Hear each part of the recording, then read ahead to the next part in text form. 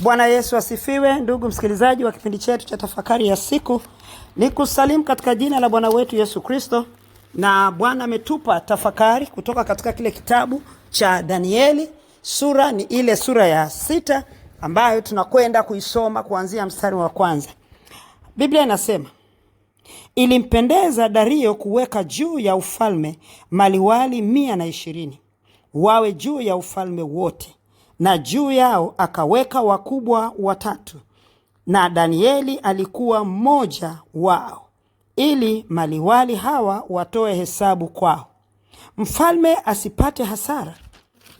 Basi Danieli huyo alipata sifa kuliko wakubwa na maliwali, kwa kuwa roho bora ilikuwa ndani yake. Roho bora ilikuwa ndani yake, naye mfalme akaazimu kumweka juu ya ufalme wote.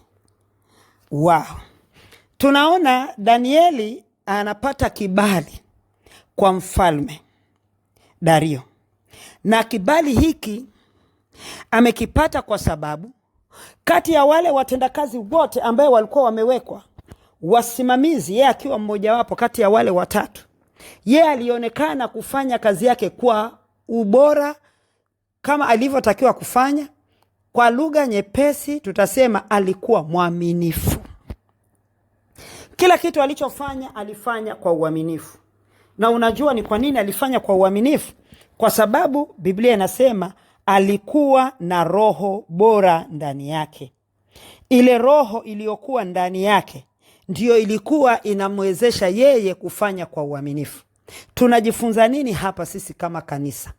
Biblia inatuambia katika Warumi sura ile ya 8 mstari wa 14, basi hao waongozwao na roho, jamani, wa Mungu, hao ndio wana wa Mungu. Hao ambao wamekubali kuongozwa na roho wa Mungu, hao ndio wana wa Mungu. Anasema mstari wa 14, kwa kuwa wote wanaoongozwa na roho wa Mungu, hao ndio wana wa Mungu. Roho Mtakatifu ama roho wa Mungu ndiyo roho bora iliyokaa ndani ya Danieli. Hata Danieli akaweza kufanya kwa uaminifu. Danieli akaweza kutenda kwa uaminifu kwa sababu aliongozwa na roho wa Mungu. Kwa hiyo roho wa Mungu alimpa yeye kufanya kwa uaminifu. Sasa kuna kitu nataka tujifunze hapa. Kwa nini tafakari imeletwa kwetu leo?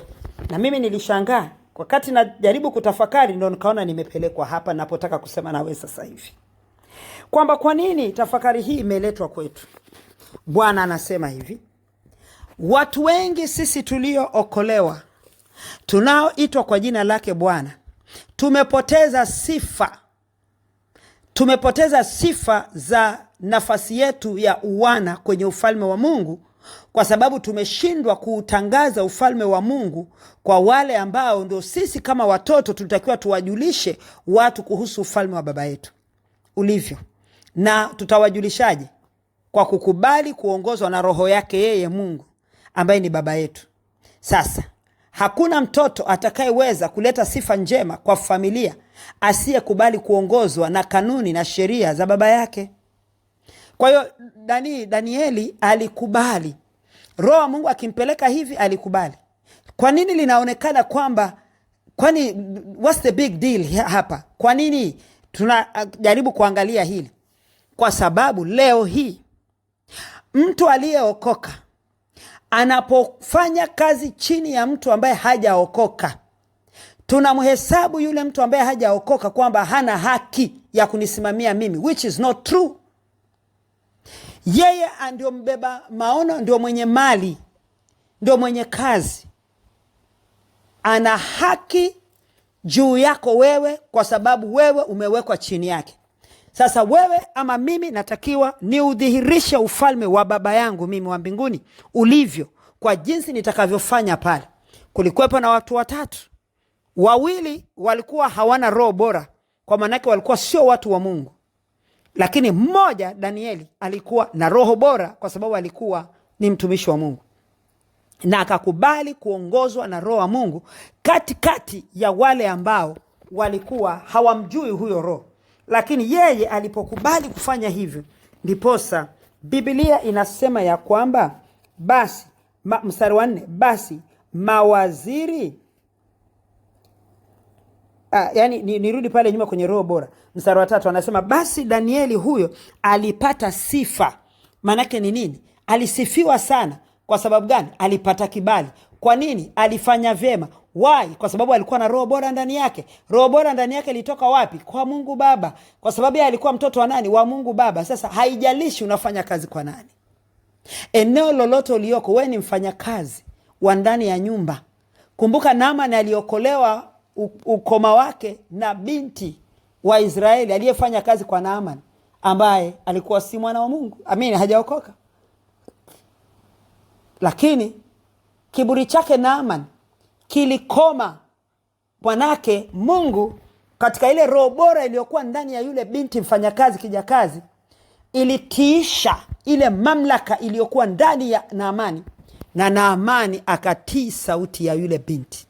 Mara ya kwanza alikataa, alienda, alikubali, akakataa kusikia maneno ya Elisha, akarudi. Binti akaendelea kumwambia, kwa nini usikubali tu? Kwani shida iko wapi? Akatiisha kiburi cha uzima. Sasa wewe uache kulalamika juu ya bosi wako. Usiseme na ukatengeneza mithali ya kwamba sasa unajua tena kufanya kazi kwa watu ambao hawajaokoka. Tatizo ndio hili. Hakuna tatizo. Danieli alifanya kazi kwa mtu ambaye ni mfalme ambaye alikuwa hajaokoka. Mfalme ambaye alikuwa hajaokoka. Danieli, kumbuka walikuwa uhamishoni, lakini pia katika uhamisho ule Danieli aliweza kusimama kwa uaminifu, akafanya kazi kwa uaminifu, na hata akapata sifa. Manake walikuwa wanamsifu. Sifa ikafika kwa mfalme. Mfalme mwenyewe akampenda. Biblia imesema kwamba alikuwa rafiki yake. Fikiria, mpaka mtu ni mfanyakazi wanakuwa rafiki na mwajiri wake. Kwa nini wanakuwa marafiki? Roho Bora ikikaa ndani yako, utakuwa rafiki. Biblia imesema hata maadui zako watawapatanisha na wewe. Sasa kama maadui watapatanishwa na wewe, sembuse aliyekuajiri? Sembuse aliyekuoa? Sembuse mahali ambapo Mungu amekuweka ukae chini. Sasa tukija tukiangalia, tunaona kwamba kuna tatizo mahali ambalo linahitaji kurekebishwa, na tafakari ya leo ndio itafanya kazi hiyo ya kurekebisha. Kama tutakaa, tutulie, tutafakari na tutengeneze, tuweke maisha yetu katika eneo hili likakaa vizuri. Kwa jinsi gani? Wakati mfalme anaazimu, Biblia inasema kwamba Roho Bora ilikuwa ndani yake, naye mfalme akaazimu, manake moyoni mwake akataka sasa kufanya, akataka kumweka juu ya ufalme wote. Angalia hicho kibali. Angalia hicho kibali. Sasa leo jamani, mtu akitoka huko nje akaja akapata kibali, muko kanisani, nyinyi watu mliookoka mnakaa ndani ya kanisa, alafu hamumheshimu mchungaji wenu, hamumheshimu kiongozi wenu. Kazi yenu ni kumsengenya. Kazi yenu akiwapanga kazi hamfanyi.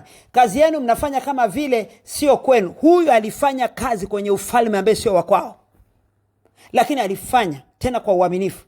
Alafu aje akatokee mtu huko, aje aingie ndani ya kanisa, baada ya mwezi mmoja ameanza kuwa active, ameanza kufanya kazi, amekuwa karibu, anajitoa, anafanya hivi, mwanza kumsema tena. Nyinyi kufanya hamtaki kufanya. Alafu yeye amekuja anafanya, nyinyi mwanza kumsema yeye. Mwangalie, yeye amekuja juzi tu, ajui hapa, ajui kama sisi tumetangulia. Mnakuwa visiki. Mnakuwa visiki. Sasa mfalme aliazimu amweke juu ya ufalme wote, lakini angalia visiki vilivyoamka. Mstari wa 4, basi mawaziri na waamiri wakatafuta sana kupata sababu za kumshtaki Danieli kwa habari ya mambo ya ufalme, lakini hawakuweza kuona sababu wala kosa, kwa maana alikuwa mwaminifu, wala halikuonekana kosa wala hatia ndani yake. Jamani, mtu ambaye amefanya kazi kwa bosi wake, kila watu wao visiki vimekuja vimesimama hapa, vimeshindwa kusimama ili ajikwae. Haikuwezekana kujikwaa. Sasa shetani anapokuja na mashtaka yake na mashambulizi yake. Kwa nini twajikwaa? Kwa sababu sisi ni kikwazo.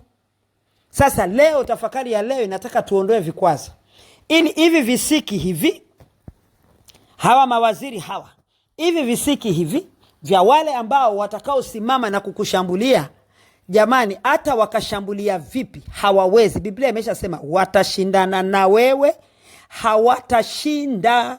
Biblia imeshasema. Swali, kwa nini anashindana na sisi? Shetani anashinda mpaka anaiondoa nafsi yako mbele za Mungu, mpaka anakuhamisha, yani mpaka mtu unarudishwa nyuma dhambini kabisa. Yani kabisa tunabaki tukisema kwamba huyu alikuwa ameokoka, jamani amerudi nyuma.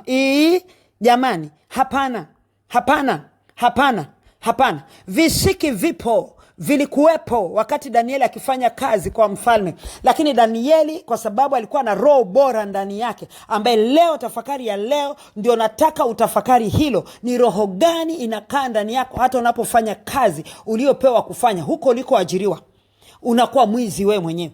Upewe mshahara mwisho wa mwezi alafu uibe, alafu unataka visiki visisimame, alafu unataka upate kibali kwa mfalme. Hapana.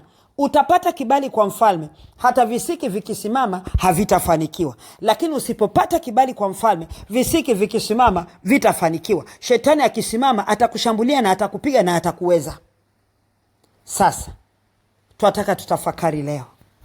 Tunaona kwamba sababu ya Danieli kupigwa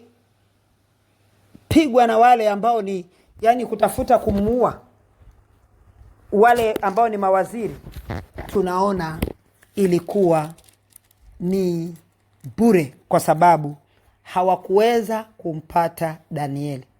Na leo baada ya kutafakari, sema neno hili: nimejitafakari nikaona mapungufu yangu ni haya, madhaifu yangu ni haya, na leo naweka alama, nagawa. Wewe nenda hivyo na baki huko, na mimi naenda huku. Nachora demarcation line, nachora mstari ambao utanitenganisha mimi na wewe shetani, ambao umekuwa ukinifanya na kuwa mjeuri, na kuwa mkaidi, na kuwa na kiburi wa kisirisiri, ukijifanya kwamba eti roho wa Mungu amesema. Uko na roho wa Mungu. Aliyekuwa na roho wa Mungu ni huyu hapa Danieli. Angalia, alishuka mbele ya kiongozi wake, hata maadui hawakuweza kumpiga. Hata walipofanya nini hawakuweza. Tunaona ni kitu gani kilifanyika. Kwa hiyo Mungu atusaidie tutafakari hili leo, ili liweze kutuvusha tena katika hili. Jamani, tafakari yetu inatupa kusogea hatua nyingine leo tena. Bwana akubariki na atubariki sote katika kutafakari, ili tuweze kuruhusu roho bora ikae ndani yetu, tuweze kuishi maisha ya ushindi hata mahali panapoonekana kwamba tumeshindwa. Bwana aweze kutusimamia. Hapa ni Bwana alikuwa anamtetea Danieli mwenyewe, na akakutetee wewe, anitetee mimi na baba yule na mama yule na kijana yule na mtoto yule, kwa jina la Yesu Kristo wa Nazareth. Amen. Mungu atubariki.